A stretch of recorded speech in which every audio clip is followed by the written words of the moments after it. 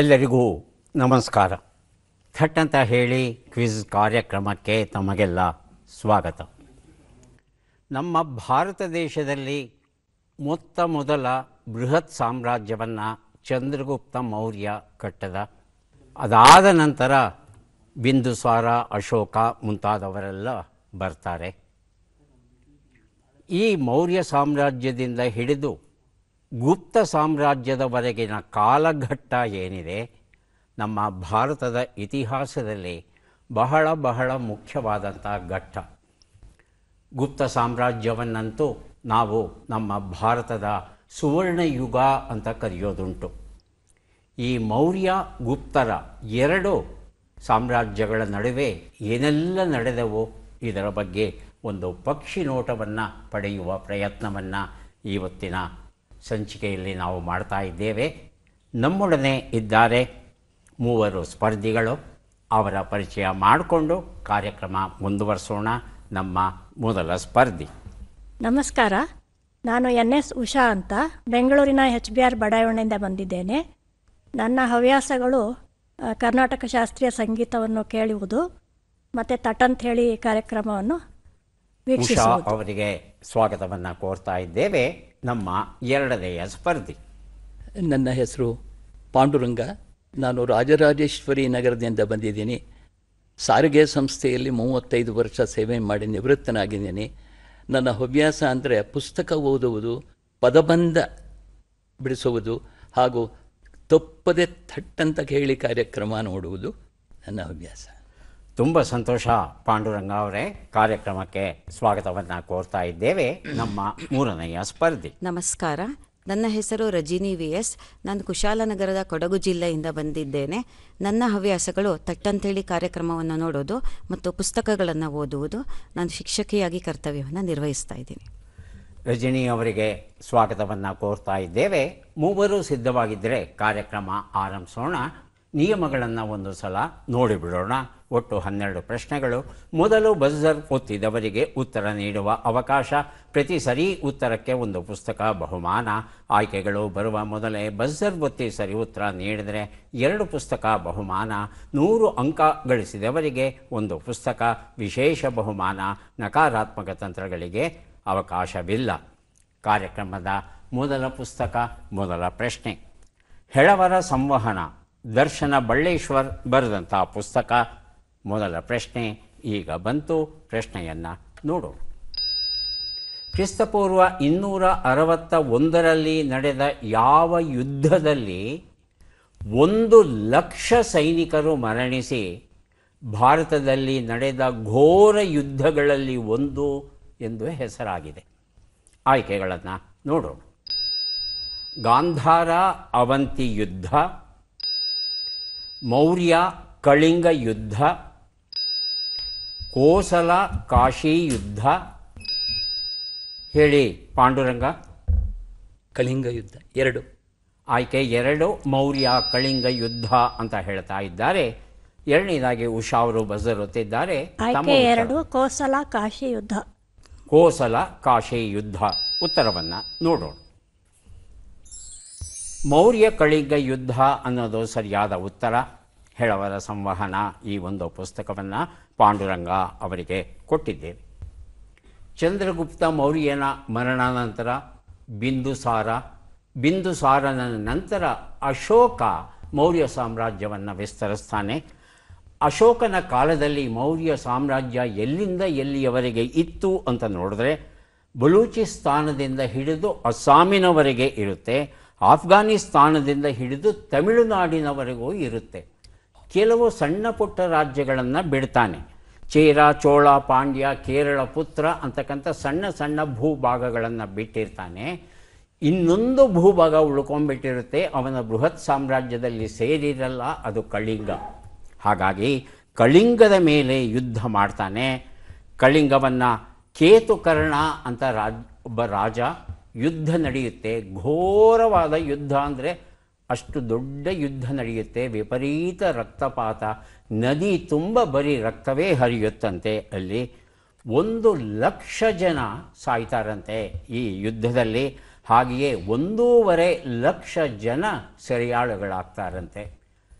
ಅಶೋಕ ಇಷ್ಟು ದೊಡ್ಡ ಸಾಮ್ರಾಜ್ಯ ಇತ್ತಲ್ಲ ಅವನ ಹತ್ರ, ಹಾಗಿದ್ದ ಮೇಲೆ ಒಂದು ಚಿಕ್ಕ ಪ್ರದೇಶ ಕಳಿಂಗ, ಅದನ್ನು ಯಾಕೆ ವಶಪಡಿಸ್ಕೊಳ್ಳಕ್ಕೆ ಹೋದ ಅನ್ನೋ ಒಂದು ಪ್ರಶ್ನೆ ನಮ್ಮನ್ನು ಕಾಡುತ್ತೆ. ಇದಕ್ಕೆ ಮುಖ್ಯವಾದ ಉತ್ತರ ಅಂತ ಹೇಳ್ತಂದರೆ ವಾಣಿಜ್ಯ ವ್ಯವಹಾರ. ಆ ಕಳಿಂಗದ ತೀರದಲ್ಲಿದ್ದಂಥ ಬಂದರುಗಳ ಮೂಲಕ ಆಗ್ನೇಯ ಭಾರತ ಅಂತ ನಾವೇನು ಕರೀತೇವೆ, ಆ ಆಗ್ನೇಯ ಭಾರತದ ಜೊತೆ ವ್ಯಾಪಾರ ವಾಣಿಜ್ಯ ಇತ್ಯಾದಿಗಳ ಮೂಲಕ ತುಂಬ ಹಣವನ್ನು ಸಂಪಾದನೆ ಮಾಡ್ತಾ ಇರ್ತಾರೆ ಕಳಿಂಗರು. ಅದನ್ನು ತಾನು ಪಡಿಬೇಕು ಅನ್ನೋ ಒಂದು ಆಸೆ, ಒಳ ಆಸೆ ಇದು. ಆದರೆ ಮೇಲ್ಗಡೆಗೆ ಇಷ್ಟು ದೊಡ್ಡ ರಾಜನಾಗಿದ್ದೇನೆ, ಇದೊಂದು ಪುಟ್ಟ ಭಾಗ ನನಗೆ ಸವಾಲು ಹಾಕ್ತಾ ಇದೆಯಲ್ಲ ಅನ್ನೋ ಅಹಂ ಸಹ ಅವನನ್ನು ಕಾಡಿರಬಹುದು. ಒಟ್ಟಲ್ಲಿ ಬಲಪ್ರಯೋಗದಿಂದ ಕಳಿಂಗವನ್ನು ಆತ ಆಕ್ರಮಿಸ್ಕೊಳ್ತಾನೆ. ಶಾಸನ 13ರಲ್ಲಿ, ಅಶೋಕ ಕೆತ್ತಿಸಿದ ಶಾಸನ 13ರಲ್ಲಿ ಈ ಬಗ್ಗೆ ಮಾಹಿತಿ ದೊರೆಯುತ್ತೆ. ಮೌರ್ಯರು ಮೂಲತಃ ಜೈನ ಧರ್ಮವನ್ನು ಪರಿಪಾಲಿಸ್ತಾ ಇದ್ದವರು, ಇಲ್ಲಿ ಅಶೋಕ ಬೌದ್ಧ ಧರ್ಮವನ್ನು ಸ್ವೀಕರಿಸ್ತಾನೆ ಅನ್ನೋದು ಒಂದು ಮುಖ್ಯವಾದಂಥ ಬದಲಾವಣೆ ನಮ್ಮ ದೇಶದಲ್ಲಿ ನಡೆದದ್ದು. ಯುಗಳ ಗೀತೆ ಎನ್ನುವ ಪುಸ್ತಕ ಪ್ರಕಾಶ್ ಮಲ್ಕಿ ಒಡೆಯರ್ ದಂಪತಿಗಳು ಬರೆದಿರುವಂಥದ್ದು ನಮ್ಮ ಪ್ರಶ್ನೆ. ಕ್ರಿಸ್ತ 85ರಲ್ಲಿ ಕೊನೆಯ ಮೌರ್ಯ ಅರಸ ಬೃಹದ್ರಥ ಮೌರ್ಯನನ್ನು ಯಾರು ಕೊಂದರು? ಆಯ್ಕೆಗಳನ್ನು ನೋಡೋಣ. ಪುಷ್ಯಮಿತ್ರ ಶುಂಗ, ಡಿಮಿಟ್ರಿಯಸ್ I, ಸಾಲಿಶುಕ, ಭಾಗ್ಯಭದ್ರ, ಪಾಂಡುರಂಗ. 2 ಆಯ್ಕೆ. ಡಿಮಿಟ್ರಿಯಸ್ I ಅಂತ ಹೇಳ್ತಾ ಇದ್ದಾರೆ. ಉಷಾ. ಆಯ್ಕೆ 3 ಸಾಲಿಶುಕ. ಸಾಲಿಶುಕ. ಉತ್ತರವನ್ನು ನೋಡೋಣ. ಸರಿಯಾದ ಉತ್ತರ ಪುಷ್ಯಮಿತ್ರ ಶುಂಗ ಆಗಿತ್ತು. ಅಶೋಕ ಬಹುದೊಡ್ಡ ಸಾಮ್ರಾಜ್ಯವನ್ನು ಕಟ್ತಾನೆ ನಿಜ, ಆದರೆ ಆ ಸಾಮ್ರಾಜ್ಯವನ್ನು ನೋಡಿಕೊಳ್ಳಿಕ್ಕೆ ಒಬ್ಬ ಬಲವಾದ ವಾರಸುದಾರನನ್ನು ಆತ ರೂಪಿಸಬೇಕಾಗಿತ್ತು. ಆ ಕೆಲಸವನ್ನು ಆತ ಮಾಡಲಿಲ್ಲ ಅಂತ ಕಾಣುತ್ತೆ.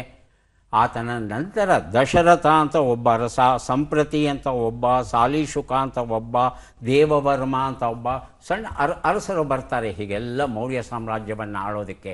ಆದರೆ ಇವರೆಲ್ಲರೂ ದುರ್ಬಲರು. ಹಾಗಾಗಿ ಈ ಬೃಹತ್ ಸಾಮ್ರಾಜ್ಯದಲ್ಲಿ ಅಲ್ಲಲ್ಲಿ ಸ್ವತಂತ್ರ ಅರಸರು ಬೆಳ್ಕೊಳ್ಳಿಕ್ಕೆ ಶುರು ಮಾಡ್ತಾರೆ. ಶುರು ಮಾಡುವ ಹೊತ್ತಿಗೆ ಮಹಾರಾಷ್ಟ್ರದಲ್ಲಿ ಸ್ವತಂತ್ರತೆ, ಆಂಧ್ರದಲ್ಲಿ ಶಾತವಾಹನರು ಬೆಳೀತಾರೆ.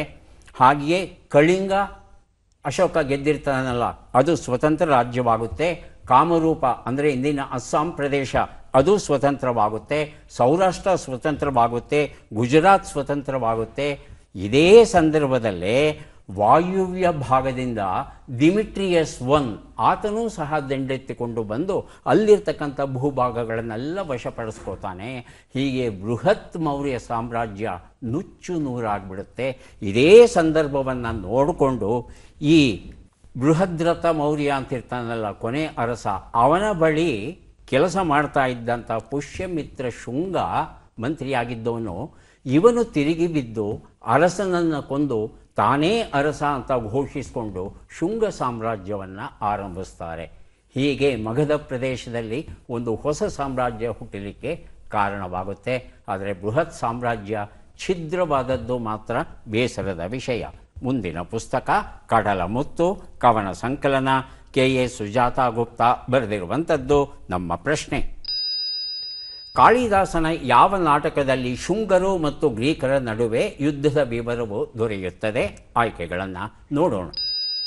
ಅಭಿಜ್ಞಾನ ಶಾಕುಂತಲ, ವಿಕ್ರಮೋರ್ವಶೀಯ, ಮಾಲತಿ ಮಾಧವ, ಮಾಳವಿಕಾಗ್ನಿಮಿತ್ರ. ಮೊದಲಿಗೆ ರಜನಿ, ಆನಂತರ ಉಷಾ.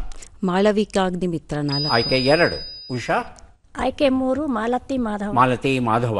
ಉತ್ತರವನ್ನು ನೋಡೋಣ. ಮಾಳವಿಕಾಗ್ನಿಮಿತ್ರ ಅನ್ನೋದು ಸರಿಯಾದ ಉತ್ತರ. ಕಡಲ ಮುತ್ತು ಎನ್ನುವ ಈ ಪುಸ್ತಕವನ್ನು ರಜನಿ ಅವರಿಗೆ ಕೊಟ್ಟಿದ್ದೇನೆ.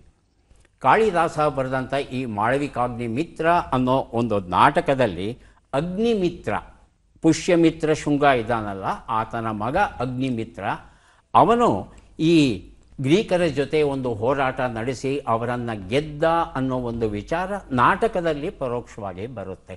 ಹಾಗಾಗಿ ಶುಂಗರ ನಡುವೆ ಗ್ರೀಕರ ನಡುವೆ ಯುದ್ಧ ನಡೀತಾ ಇತ್ತು ಅಂತ ನಾವು ಭಾವಿಸಬಹುದು. ಶುಂಗರು ಈ ಗಂಗಾ ನದಿ ಬಯಲು ಪ್ರದೇಶ ಏನಿದೆ ಅಲ್ಲಿ ಬೀಡು ಬಿಟ್ಟಿರ್ತಾರೆ. ಆದರೆ ವಾಯುವ್ಯ ಭಾರತದಿಂದ ಬಂದಂಥ ಗ್ರೀಕರಿಗೆ ಈ ಗಂಗಾ ನದಿ ಬಯಲು ಪ್ರದೇಶವನ್ನು ವಶಪಡಿಸ್ಕೋಬೇಕು ಅಂತ ಆಸೆ. ಯಾಕಂದರೆ ಮೆಕ್ಕಲು ಮಣ್ಣು, ತುಂಬ ಕೃಷಿ, ತುಂಬ ಹಣ ಇರುತ್ತೆ, ಅದನ್ನು ಗೆಲ್ಲಬೇಕು ಅಂತ ಆಸೆ. ಹಾಗಾಗಿ ಯುದ್ಧ ನಡೆಯುತ್ತೆ. ಆ ಯುದ್ಧ ನಡೆದದ್ರಲ್ಲಿ ಶುಂಗ ಅಗ್ನಿಮಿತ್ರ ಏನಿದ್ದಾನೆ ಅವನು ಗೆಲ್ತಾನೆ ಅನ್ನೋ ವಿಚಾರವನ್ನು ಇತಿಹಾಸ ಹೇಳುತ್ತೆ. ಹಾಗಾಗಿ ಗ್ರೀಕರ ಒಳ ಪ್ರವೇಶವನ್ನು ಶುಂಗರು ತಡೆದರು ಅನ್ನೋ ಒಂದು ತೀರ್ಮಾನಕ್ಕೆ ನಾವು ಬರಬಹುದು. ಶಿವಾನಂದ ಉಳ್ಳಿಗೇರಿ ಬರೆದ ಮುತ್ತುಗದ ಹೂವು ಎನ್ನುವ ಕವಿತೆಗಳ ಪುಸ್ತಕ ನಮ್ಮ ಪ್ರಶ್ನೆ. ಅಶೋಕನ ಮರಣಾನಂತರ ವಾಯುವ್ಯ ಭಾರತದಿಂದ ಬಂದ ಗ್ರೀಕರು ಸುಮಾರು ಎಷ್ಟು ವರ್ಷ ಕಾಲ ಪಶ್ಚಿಮ ಭಾರತವನ್ನು, ವಾಯುವ್ಯ ಮತ್ತು ಪಶ್ಚಿಮ ಭಾರತವನ್ನು ಆಳಿದರೋ? ಆಯ್ಕೆಗಳನ್ನು ನೋಡೋಣ. ಸುಮಾರು 500 ವರ್ಷ, ಸುಮಾರು 150 ವರ್ಷ.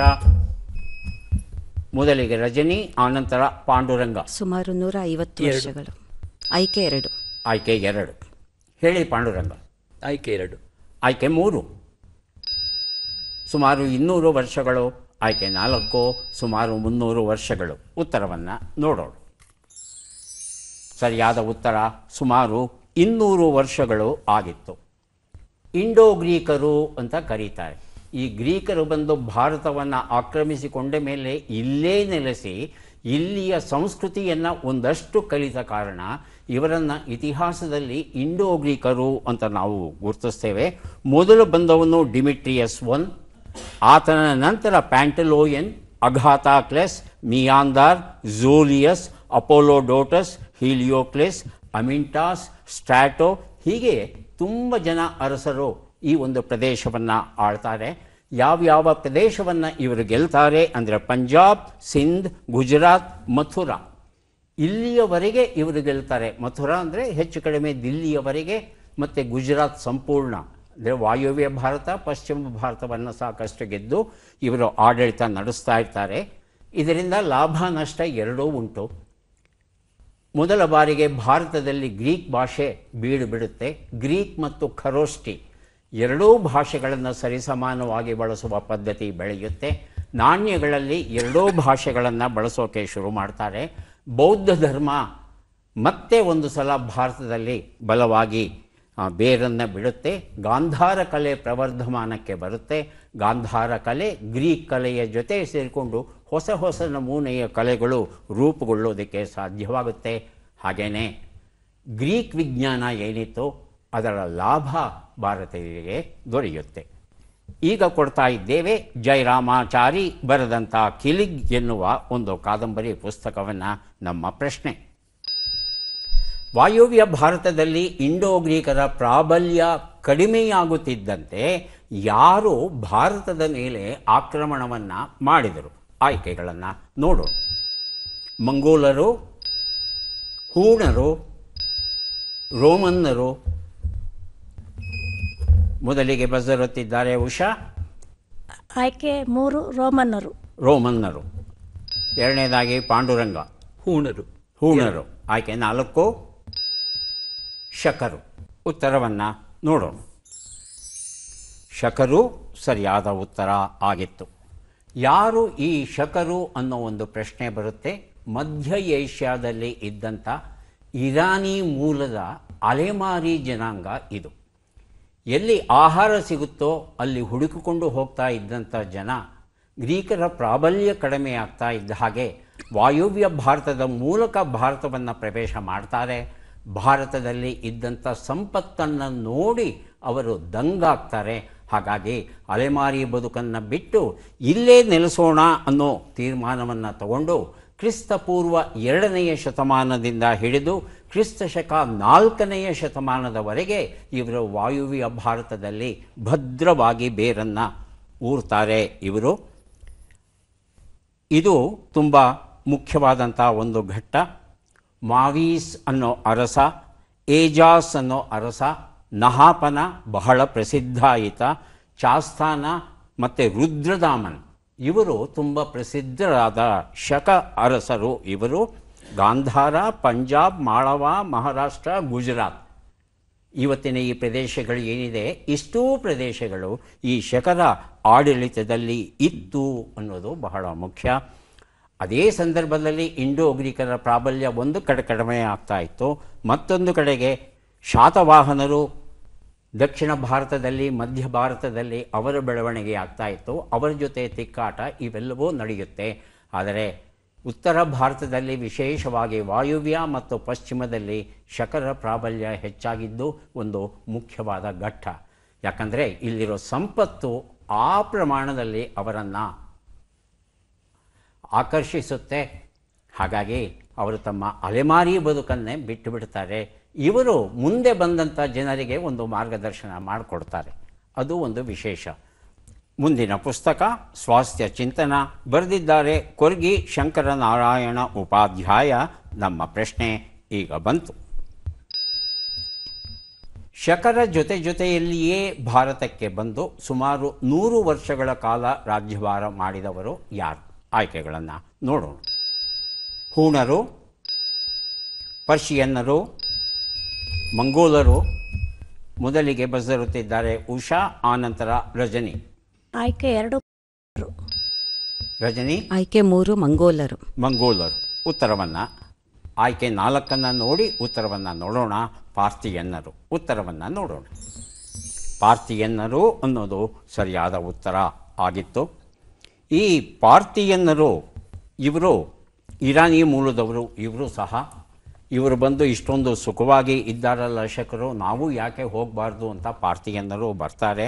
ಆದರೆ ಪಾರ್ಥಿಯನ್ನರು ಏನು ಮಾಡ್ತಾರೆ, ಅವರು ಇರಾನ್ ಪ್ರದೇಶದ ಕಡೆಗೆ ಹೆಚ್ಚು ಗಮನ ಕೊಟ್ಟು ತುಂಬ ಗಮನವನ್ನು ಭಾರತದ ಕಡೆ ಕೊಡೋಕ್ಕೆ ಹೋಗೋಲ್ಲ. ಹಾಗಾಗಿ ಸರಿಸುಮಾರು 100 ವರ್ಷಗಳ ಕಾಲ ಶಕರ ಜೊತೆಯಲ್ಲೇ ಇವರು ಸಹ ಕೆಲವು ಪ್ರದೇಶಗಳನ್ನು ಆಕ್ರಮಣ ಮಾಡಿಕೊಂಡು ಆಡಳಿತ ಮಾಡಲಿಕ್ಕೆ ಶುರು ಮಾಡ್ತಾರೆ ಇವರು. ಹಾಗಾಗಿ ಇರಾನ್ ಕಡೆನೇ ಇವರು ತುಂಬ ಗಮನವನ್ನು ಕೊಟ್ಟು ಅಲ್ಲೇ ಹೋರಾಟವನ್ನು ನಡೆಸ್ತಾ ಇರ್ತಾರೆ. ಭಾರತದಲ್ಲಿ ಆಳಿದಂಥ ಈ ಪಾರ್ಥಿಯನ್ನರಲ್ಲಿ ಬಹಳ ಮುಖ್ಯನಾದ ಅರಸ ಅಂತ ಹೇಳ್ತಂದರೆ ಗೋಂಡೋಫೆರಸ್ ಅಂತ. ಈ ಗೋಂಡೋಫೆರಸ್ನ ವಿಶೇಷ ಏನು ಅಂದರೆ, ಯೇಸು ಕ್ರಿಸ್ತನ ನೇರ ಶಿಷ್ಯ ಥಾಮಸ್ ಅಂತ ಯಾರಿದ್ದಾನೆ, ಆ ಥಾಮಸ್ ನೇರವಾಗಿ ಈ ಗೋಂಡೋಫೆರಸ್ನನ್ನು ಭೇಟಿಯಾಗಿ ಕ್ರೈಸ್ತ ಧರ್ಮ ಅಂದರೆ ಏನು ಅನ್ನೋದನ್ನು ಪರಿಚಯ ಮಾಡಿಕೊಡ್ತಾನೆ. ಇದೇ ಥಾಮಸ್ ದಕ್ಷಿಣ ಭಾರತಕ್ಕೆ ಬಂದು, ಕೇರಳಕ್ಕೆ ಬಂದು ಅಲ್ಲಿ ಮೊದಲ ಬಾರಿಗೆ ಕ್ರೈಸ್ತ ಧರ್ಮದ ಪ್ರಚಾರವನ್ನು ಆರಂಭಿಸ್ತಾನೆ ಅನ್ನೋದನ್ನು ಸಹ ನಾವು ತಿಳ್ಕೋಬಹುದು. ಹಾಗಾಗಿ ಈ ಪಾರ್ಥಿಯನ್ನರ ಅವಧಿಯಲ್ಲೇ ಕ್ರೈಸ್ತ ಧರ್ಮ ಈ ಥಾಮಸ್ ರೂಪದಲ್ಲಿ ವಾಯುವ್ಯ ಭಾರತಕ್ಕೆ ಬರುತ್ತೆ ಅನ್ನೋದನ್ನು ನಾವಿಲ್ಲಿ ನೆನೆಸ್ಕೋಬಹುದು. ಈ ಪಾರ್ಥಿಯನ್ನರನ್ನು ಪೆಹಲವಿಗಳು ಅಂತಲೂ ಕರೀತಾರೆ. ಮುಂದೆ ನಾವು ಕೊಡ್ತಾ ಇರ್ತಕ್ಕಂಥ ಪುಸ್ತಕ ಗುಬ್ಬಚ್ಚಿಗಳು ಎನ್ನುವ ಕಥಾ ಸಂಕಲನ. ಮಂಗಳಾ ಪ್ರಸಾದ್ ಇದನ್ನು ಬರೆದಿದ್ದಾರೆ. ನಮ್ಮ ಪ್ರಶ್ನೆ: ಮೌರ್ಯ ಸಾಮ್ರಾಜ್ಯದ ಪತನದ ನಂತರ ಮೊದಲ ಬಾರಿಗೆ ಬೃಹತ್ ಸಾಮ್ರಾಜ್ಯವನ್ನು ಕಟ್ಟಿದ ಭಾರತೀಯ ಮೂಲದ ವಂಶ ಯಾವುದು? ಆಯ್ಕೆಗಳನ್ನು ನೋಡೋಣ. ಶಾತವಾಹನರು, ಕ್ಷತ್ರಪರು, ಇಕ್ಷ್ವಾಕುಗಳು, ಪಾಂಡ್ಯರು. ಮೊದಲಿಗೆ ರಜನಿ, ಆನಂತರ ಪಾಂಡುರಂಗ. ರಜನಿ. ಒಂದನೇದು ಶಾತವಾಹನರು. ಶಾತವಾಹನರು. ಪಾಂಡುರಂಗ. ಶಾತವಾಹನರು. ಉತ್ತರವನ್ನು ನೋಡೋಣ. ಶಾತವಾಹನರು ಉತ್ತರ ಸರಿಯಾಗಿದೆ. ಗುಬ್ಬಚ್ಚಿಗಳು ಎನ್ನುವ ಪುಸ್ತಕವನ್ನು ರಜನಿ ಅವರಿಗೆ ಕೊಟ್ಟಿದ್ದೇವೆ. ಕ್ರಿಸ್ತಪೂರ್ವ 1ನೇ ಶತಮಾನದಿಂದ ಹಿಡಿದು ಕ್ರಿಸ್ತ ಶಕ 3ನೇ ಶತಮಾನದವರೆಗೆ ಶಾತವಾಹನರು ರಾಜ್ಯಭಾರ ಮಾಡ್ತಾರೆ. ನಮಗೆಲ್ಲ ಗೊತ್ತಿರೋ ಹಾಗೆ ಮೌರ್ಯ ಸಾಮ್ರಾಜ್ಯ ಛಿದ್ರ ಆಗ್ತಾ ಇದ್ದಾಗೆ ಅಲ್ಲಲ್ಲಿ ಬೆಳ್ಕೋತಾರೆ ಇತರ ಅರಸರು ಅಂತ ಹೇಳಿದ್ನಲ್ಲ. ಆ ಒಂದು ಸಂದರ್ಭದಲ್ಲಿ ಶಾತವಾಹನರು ಸಹ ಹುಟ್ಕೋತಾರೆ. ಶ್ರೀಮುಖ ಅಂತಕ್ಕಂಥ ಅರಸ ಈ ಒಂದು ವಂಶವನ್ನು ಆರಂಭಿಸ್ತಾನೆ. ಆತನ ನಂತರ ಶಾತಕರ್ಣಿ, ಗೌತಮಿ ಪುತ್ರ ಶಾತಕರ್ಣಿ, ವಸಿಷ್ಠ ಪುತ್ರ ಪೊಳಮಾವಿ, ಯಜ್ಞಶ್ರೀ ಶಾತಕರ್ಣಿ, ಹೀಗೆ ತುಂಬ ಜನ ಬರ್ತಾರೆ. ಇವರು ಪ್ರಧಾನವಾಗಿ ವಾಯುವ್ಯ ಭಾರತದಿಂದ ಬರ್ತಾ ಇದ್ದಂಥ ಶಕರು ಯಾರಿರ್ತಾರೆ ಅವ್ರ ಜೊತೆ ಹೋರಾಟವನ್ನು ಮಾಡಿ ಶಕರು ಒಳಗೆ ಬರದೇ ಇರೋ ಹಾಗೆ ರಕ್ಷಣೆ ಕೊಡ್ತಾರೆ. ಹಾಗಾಗಿ ಈ ಮಧ್ಯ ಭಾರತ ಮತ್ತು ಪೂರ್ವ ಭಾರತ, ಗಂಗಾ ನದಿ, ಗಂಗಾ ಯಮುನಾ ಬಯಲು ಪ್ರದೇಶ ಏನಿದೆ ಅಲ್ಲೆಲ್ಲ ಶಕರು ಬರದೇ ಇರೋ ಹಾಗೆ ತಡೆಗಟ್ಟೋದಕ್ಕೆ ಈ ಅರಸರು ಬಹಳ ಮುಖ್ಯರಾಗ್ತಾರೆ. ದಕ್ಷಿಣ ಭಾರತಕ್ಕೂ ಇವರು ಬರದ ಹಾಗೆ ತಡೆಗಟ್ಟಿದ್ದು ಈ ಶಾತವಾಹನರು ಅನ್ನೋದನ್ನು ನಾವಿಲ್ಲಿ ನೆನೆಸ್ಕೋಬಹುದು. ಇವರು ಮಹಾರಾಷ್ಟ್ರ, ಆಂಧ್ರ, ತೆಲಂಗಾಣ, ಮಧ್ಯಪ್ರದೇಶ, ಗುಜರಾತ್, ಕರ್ನಾಟಕ, ಒಡಿಶಾ ಇಷ್ಟು ಪ್ರದೇಶಗಳನ್ನು ಆಯ್ಕೆ ಮಾಡ್ಕೋತಾರೆ. ಚಂದ್ರಗುಪ್ತನ ನಂತರ ಇಷ್ಟು ದೊಡ್ಡ ಸಾಮ್ರಾಜ್ಯವನ್ನು ಕಟ್ಟಿದಂಥ ಭಾರತೀಯ ಅರಸರು ಅಂತ ಹೇಳ್ತಂದರೆ ಅವರು ಶಾತವಾಹನರು ಆಗ್ತಾರೆ. ಮುಂದಿನ ಪುಸ್ತಕ ಸವಿಸ್ಮೃತಿ, ವಿಧವಾ ಪುನರ್ವಿವಾಹದ ರೂವಾರಿಗಳು. ಸಂಪಾದಕರು ಬಾವೆಂ ಶೇಷ ಹಾಗೂ ಡಾಕ್ಟರ್ ಗೀತಾ ಕೃಷ್ಣಮೂರ್ತಿ. ಪ್ರಶ್ನೆ: ಸಂಗಮ ಸಾಹಿತ್ಯದಲ್ಲಿ ಬಹುವಿಧವಾಗಿ ಹೊಗಳಿಕೆಗೆ ಪಾತ್ರನಾದ ಚೋಳರ ಅರಸ ಯಾರು? ಆಯ್ಕೆಗಳನ್ನು ನೋಡೋಣ. ವಿಜಯಾಲಯ ಚೋಳ, ಕರಿಕಾಲ ಚೋಳ, ಪರಾಂತಕ ಚೋಳ, ರಾಜರಾಜ ಚೋಳ. ಮೊದಲಿಗೆ ಉಷಾ, ನಂತರ ಪಾಂಡುರಂಗ. ಆಯ್ಕೆ 4 ರಾಜರಾಜ ಚೋಳ. ಪಾಂಡುರಂಗ 4 ಆಯ್ಕೆ. ಉತ್ತರವನ್ನು ನೋಡೋಣ. ಚೋಳ. ಸರಿಯಾದ ಉತ್ತರ ಕರಿಕಾಲ ಚೋಳ ಆಗಿತ್ತು.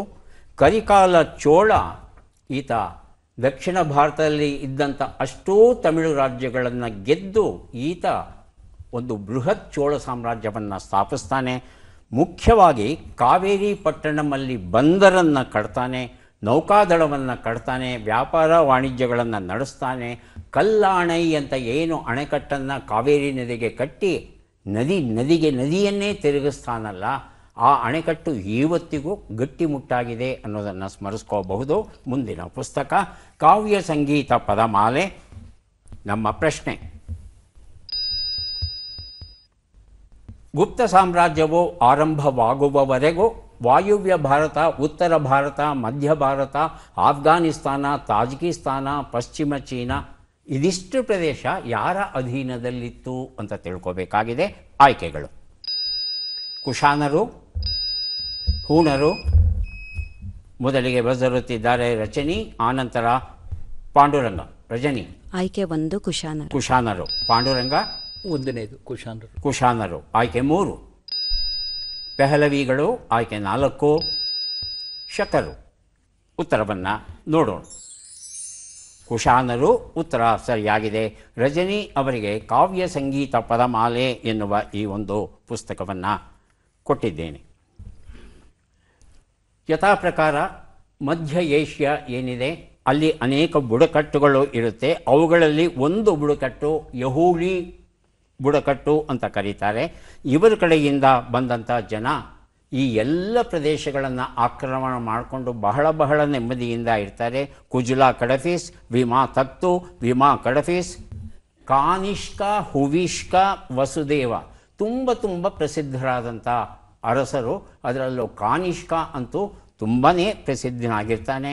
ಈತ ಬೌದ್ಧ ಧರ್ಮವನ್ನು, ಜರತುಷ್ಟ್ರ ಧರ್ಮವನ್ನು, ಹಿಂದೂ ಧರ್ಮವನ್ನು ಎಲ್ಲವನ್ನೂ ಸಮತೋಲನ ರೀತಿಯಲ್ಲಿ ಬೆಳೆಸ್ಕೋತಾನೆ. ಈತ ರೇಷ್ಮೆ ದಾರಿಯ ವ್ಯಾಪಾರವನ್ನು, ಸಿಲ್ಕ್ ರೂಟ್ ಅಂತ ಏನು ಕರಿತೇವೆ, ಅದನ್ನು ತನ್ನ ನಿಯಂತ್ರಣದಲ್ಲಿ ಇಟ್ಕೊಂಡು ತುಂಬ ಹಣವನ್ನು ಸಂಪಾದನೆ ಮಾಡ್ತಾನೆ. ಈತ ಕಲೆ ಮತ್ತು ಸಂಸ್ಕೃತಿಯೂ ಸಹ ಈತನ ಮೂಲಕ ಹರಡುತ್ತೆ. ಈ ಒಂದು ಪ್ರದೇಶದ, ಈ ಒಂದು ಕಾಲಘಟ್ಟದ ಈ ಸಿಲ್ಕ್ ರೂಟ್ನ ಮಹತ್ವ ತಿಳಿಬೇಕಾದರೆ ವಸುಧೇಂದ್ರ ಬರೆದಂಥ ರೇಷ್ಮೆ ಬಟ್ಟೆ ಅಂತಕ್ಕಂಥ ಒಂದು ಕಾದಂಬರಿ, ಅದ್ಭುತವಾದ ಕಾದಂಬರಿ ಕನ್ನಡದಲ್ಲಿದೆ. ಅದನ್ನು ತಾವು ಒಮ್ಮೆ ಓದಬಹುದು. ಸಸ್ಯಗಳು ಎನ್ನುವ ಪುಸ್ತಕ ಸುಮಂಗಳ ಎಸ್ ಮುಮ್ಮಿಗಟ್ಟಿ ಬರೆದಿರುವಂಥದ್ದು. ನಮ್ಮ ಪ್ರಶ್ನೆ: ಭಾರತದ ಇತಿಹಾಸದಲ್ಲಿ ಸುವರ್ಣಯುಗ ಎಂದು ಯಾವ ಸಾಮ್ರಾಜ್ಯವು ಹೆಸರನ್ನು ಪಡೆದಿತ್ತು? ಪ್ರಶ್ನೆ ಬರೋದಕ್ಕೆ ಮೊದಲೇ ಉಷಾ ಬರೆದಿರುತ್ತಿದ್ದಾರೆ. ಉತ್ತರ: ಮೌರ್ಯ ಸಾಮ್ರಾಜ್ಯ. ಕೃಷ್ಣದೇವರಾಯನ ವಿಜಯನಗರ ಸಾಮ್ರಾಜ್ಯ. ರಜನಿಯವರೇ ಆಯ್ಕೆಗಳು ಬೇಕಾ? ಉತ್ತರ ಕೊಡ್ತೀರಾ? ಆಯ್ಕೆಗಳು: ಶುಂಗ ಸಾಮ್ರಾಜ್ಯ, ಗುಪ್ತ ಸಾಮ್ರಾಜ್ಯ, ಕುಶಾನ ಸಾಮ್ರಾಜ್ಯ, ಮೌರ್ಯ ಸಾಮ್ರಾಜ್ಯ. ತಮ್ಮ ತಮಗೆ ಮೂರನೇವರಿಗೆ ಅವಕಾಶ ಇಲ್ಲ, ಹೇಳಿ ನೋಡೋಣ. ಗುಪ್ತ ಸಾಮ್ರಾಜ್ಯ ಆಯ್ಕೆ ಗುಪ್ತ ಸಾಮ್ರಾಜ್ಯ ಉತ್ತರವನ್ನು ನೋಡೋಣ. ಗುಪ್ತ ಸಾಮ್ರಾಜ್ಯ ಅನ್ನೋದು ಸರಿಯಾದ ಉತ್ತರ ಆಗಿತ್ತು, ಆದರೆ ಮೂರನೇವರಾಗಿ ಉತ್ತರ ಕೊಟ್ಟಿದ್ದೀರಿ. ಪುಸ್ತಕ ತಮಗೆ ಸಿಗ್ತಾ ಇಲ್ಲ. ಕ್ರಿಸ್ತಶಕ 320ರಿಂದ 550ರವರೆಗೆ ಗುಪ್ತ ಸಾಮ್ರಾಜ್ಯ ಬೆಳವಣಿಗೆ ಪಡೆಯುತ್ತೆ. ಸುವರ್ಣ ಯುಗ ಅಂತ ಕರೀತೇವೆ. ಚಂದ್ರಗುಪ್ತ, ಸಮುದ್ರಗುಪ್ತ, ಕುಮಾರಗುಪ್ತ, ಸ್ಕಂದಗುಪ್ತ ಇವರೆಲ್ಲ ಬರ್ತಾರೆ. ಆರ್ಯಭಟ, ವರಾಹಮಿಹಿರ, ಕಾಳಿದಾಸ, ಭಾಸ, ಶೂದ್ರಕ ಮುಂತಾದ ಕವಿಗಳು ಇರ್ತಾರೆ. ಆಗ್ನೇಯ ಏಷ್ಯಾ, ಚೀನಾ, ಬೈಜಾಂಟೈನ್ ಸಾಮ್ರಾಜ್ಯಗಳ ಜೊತೆ ವ್ಯಾಪಾರ ವಹಿವಾಟು ನಡೆಯುತ್ತೆ. ಇದು ಪಂಜಾಬಿನಿಂದ ಬಂಗಾಳದವರೆಗೆ, ಗುಜರಾತಿನಿಂದ ಒಡಿಶಾವರೆಗೆ, ದಕ್ಷಿಣದಲ್ಲಂತೂ ಕಾಂಚೀಪುರದವರೆಗೆ ಹರಡುತ್ತೆ. ಆದರೆ ಕರ್ನಾಟಕ ಗುಪ್ತ ಸಾಮ್ರಾಜ್ಯಕ್ಕೆ ಸೇರಿರಲಿಲ್ಲ ಅನ್ನೋದು ತುಂಬ ಒಂದು ಗಮನೀಯವಾದ ವಿಚಾರ. ಆದರೆ ಸಮರ್ಥ ಅರಸರು ಮುಂದೆ ಬರದೇ ಇರೋ ಕಾರಣ ಗುಪ್ತ ಸಾಮ್ರಾಜ್ಯ ನಾಶವಾಗುತ್ತೆ. ಬಯಲು ಕವನ ಸಂಕಲನ, ಶಾಂತಲಾ ಮಧು ಬರೆದಿರುವಂಥದ್ದು ನಮ್ಮ ಪ್ರಶ್ನೆ. ಭಾರತದ ನೆಪೋಲಿಯನ್ ಯಾರು? ಆಯ್ಕೆಗಳನ್ನು ನೋಡೋಣ. ಅಶೋಕ, ಮೊದಲಿಗೆ ಬಜರುತ್ತಿದ್ದಾರೆ ಉಷಾ, ಆನಂತರ ರಜನಿ. ಅಶೋಕ, ರಜನಿ ಅದೇ ಉತ್ತರ ಸರ್. ಅದೇ ಉತ್ತರವಾ? ಅಶೋಕ. ಆಯ್ಕೆ 2 ಕೃಷ್ಣದೇವರಾಯ. ಚಂದ್ರಗುಪ್ತ ಮೌರ್ಯ, ಸಮುದ್ರಗುಪ್ತ, ಕಾನಿಷ್ಕ. ಉತ್ತರವನ್ನು ನೋಡೋಣ. ಸಮುದ್ರಗುಪ್ತನನ್ನು ನೆಪೋಲಿಯನ್ಗೆ ಹೋಲಿಸ್ತಾರೆ ಇತಿಹಾಸ ತಜ್ಞರು. ಉತ್ತರ ಭಾರತ, ಮಧ್ಯ ಭಾರತ, ಭಾರತದ ಪೂರ್ವ ಕರಾವಳಿ, ನೇಪಾಳ, ಅಸ್ಸಾಂ, ಶ್ರೀಲಂಕಾ, ಆಗ್ನೇಯ ಏಷ್ಯಾ ಇದೆಲ್ಲ ಈತ ಗೆಲ್ತಾನೆ. ಅವರಿಂದ ಕಪ್ಪ ಕಾಣಿಕೆಗಳನ್ನು ಪಡೆಯೋದಕ್ಕೆ ಶುರು ಮಾಡ್ತಾನೆ. ಅಶ್ವಮೇಧ ಯಾಗವನ್ನು ಮಾಡ್ತಾನೆ. ಮಹಾರಾಜಾಧಿರಾಜ ಅನ್ನೋ ಹೆಸರನ್ನು ಗಳಿಸ್ತಾನೆ. ಅಹಮದಾಬಾದಲ್ಲಿ ಒಂದು ಸ್ತಂಭ ಶಾಸನ ಇದೆ. ಆ ಸ್ತಂಭ ಶಾಸನದಲ್ಲಿ 40 ಅರಸರನ್ನು ತಾನು ಸೋಲಿಸಿದ್ದಾಗಿ ಆತ ಅರಸರ ಪಟ್ಟಿಯನ್ನು ಕೊಡ್ತಾನೆ. ಇಷ್ಟು ಸಾಹಸವನ್ನು ಮಾಡಿದಂಥ ಅರಸ ಬಹಳ ಅಪರೂಪ. ಹಾಗಾಗಿ ಈತನನ್ನು ಭಾರತದ ನೆಪೋಲಿಯನ್ ಅಂತ ಕರೆಯೋದು ಉಂಟು. ಅದ್ಭುತ ರಾಮಾಯಣ. ಆರ್.ಕೆ. ಶಮಯ್ಯ ಪಂಡಿತ ಬರೆದಂಥ ಪುಸ್ತಕ ನಮ್ಮ ಪ್ರಶ್ನೆ. ಗುಪ್ತರಿಗೂ ಪಶ್ಚಿಮ ಕ್ಷತ್ರಪರಿಗೂ ನಡೆದ ಯುದ್ಧದಲ್ಲಿ ಯಾರು ಗುಪ್ತ ಸೇನೆಯ ನಾಯಕತ್ವವನ್ನು ವಹಿಸಿದ್ದರು? ಆಯ್ಕೆಗಳನ್ನು ನೋಡೋಣ. ಚಂದ್ರಗುಪ್ತ ಮೌರ್ಯ, ಸ್ಕಂದಗುಪ್ತ, ಕುಮಾರಗುಪ್ತ, ಮೊದಲಿಗೆ ಪಾಂಡುರಂಗ, ಆನಂತರ ರಜನಿ. 2 ಸ್ಕಂದಗುಪ್ತ. ಹೇಳಿ ರಜನಿ. ಆಯ್ಕೆ 1 ಚಂದ್ರಗುಪ್ತ ಮೌರ್ಯ. ಆಯ್ಕೆ 4. 1 ಚಂದ್ರಗುಪ್ತ. ಆಯ್ಕೆ 4 ನೋಡೋಣ. ಇಮ್ಮಡಿ ಚಂದ್ರಗುಪ್ತ ವಿಕ್ರಮಾದಿತ್ಯ. ಉತ್ತರವನ್ನು ನೋಡೋಣ. ಸರಿಯಾದ ಉತ್ತರ ಇಮ್ಮಡಿ ಚಂದ್ರಗುಪ್ತ ವಿಕ್ರಮಾದಿತ್ಯ ಆಗಿತ್ತು. ಸಮುದ್ರಗುಪ್ತ ಮಧ್ಯ ಭಾರತವನ್ನು ಗೆದ್ದಿರ್ತಾನೆ. ವಿಕ್ರಮಾದಿತ್ಯ ಏನಿರ್ತಾನೆ ಈತ ಮಾಳವ, ಗುಜರಾತ್, ರಾಜಸ್ಥಾನ್, ಸಿಂಧ್ ಮುಂತಾದ ಪ್ರದೇಶಗಳನ್ನು ಈತ ಗೆಲ್ತಾನೆ. ಕ್ಷತ್ರಪರ ಜೊತೆ ಈತ ಒಂದು ಹೋರಾಟವನ್ನು ನಡೆಸಿ ಅವ್ರ ಕಡೆ ರುದ್ರಸಿಂಹ ಅನ್ನೋನು ಯುದ್ಧಕ್ಕೆ ಬರ್ತಾನೆ. ಇಲ್ಲಿ ಯುದ್ಧ ನಡೆಯುತ್ತೆ. ಗುಜರಾತಿನ ಬರುಕಚ್ಚ ಅಂತಕ್ಕಂಥ ಒಂದು ಬಂದರು ಏನಿದೆ ಅದರಿಂದ ವ್ಯಾಪಾರ ವಹಿವಾಟು ನಡೀತಾ ಇರುತ್ತೆ. ಅದನ್ನು ಗೆದ್ದುಕೊಳ್ಳೋದಕ್ಕೆ ಈ ಚಂದ್ರಗುಪ್ತ ವಿಕ್ರಮಾದಿತ್ಯನಿಗೆ ಆಸಕ್ತಿ. ಹಾಗಾಗಿ ಒಂದು ಯುದ್ಧವನ್ನು ಆತ ಮಾಡ್ತಾನೆ. ಹೀಗೆ ಭಾರತದ ಇತಿಹಾಸ ಗುಪ್ತರವರೆಗೆ ನಡೆದುಕೊಂಡು ಬರುತ್ತೆ. ಯಾರಿಗೆ ಎಷ್ಟು ಪುಸ್ತಕಗಳು ಬಂದಿವೆ ಅದನ್ನು ನೋಡುವ ಕ್ಷಣ ಈಗ ಬಂತು. ಉಷಾ ಅವರಿಗೆ ಅದ್ಭುತ ರಾಮಾಯಣ ಎನ್ನುವ ಪುಸ್ತಕವನ್ನು ಕೊಡ್ತಾ ಇದ್ದೇವೆ. ದಯವಿಟ್ಟು ಸ್ವೀಕರಿಸಿ. ಧನ್ಯವಾದಗಳು. ಪಾಂಡುರಂಗ ಅವರಿಗೆ ಹೆಳವರ ಸಂವಹನ ಎನ್ನುವ ಪುಸ್ತಕ ಸಿಗ್ತಾ ಇದೆ. ಸ್ವೀಕರಿಸಿ. ಅಭಿನಂದನೆಗಳು. ರಜನಿ ಅವರಿಗೆ 3 ಪುಸ್ತಕ ಸಿಗ್ತಾ ಇದೆ. ಸ್ವೀಕರಿಸಿ. ಅಭಿನಂದನೆಗಳು.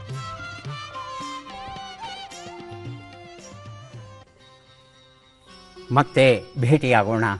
ನಮಸ್ಕಾರ.